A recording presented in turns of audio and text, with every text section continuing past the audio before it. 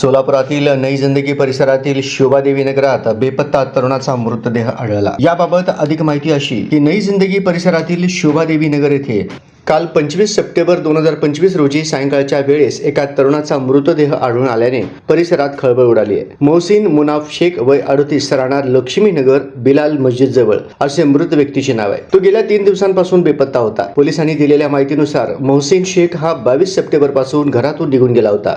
दिनांक 23 सप्टेंबर रोजी त्याच्या घरातील व्यक्तीशी शेवटचे फोनवर बोलणे झाले। त्यानंतर त्याचा फोन स्विच ऑफ झाला आणि तो बेपत्ता झाला। नातेवाईकांनी त्याचा शोध घेण्याचा प्रयत्न केला, पण काल संध्याकाळी शोभादेवी नगर येथील एका मंदिरासमोर मोहसिन शेख यांचा मृतदेह आढळून आला। नागरिकांनी याची माहिती पोलिसांना दिली। माहिती मिळताच MIDC पोलीस ठाण्याचे अधिकारी तातडीने घटनास्थळी दाखल झाले। नातेवाईकांनी घटनास्थळी येऊन मृतदेहाची ओळख पटवली।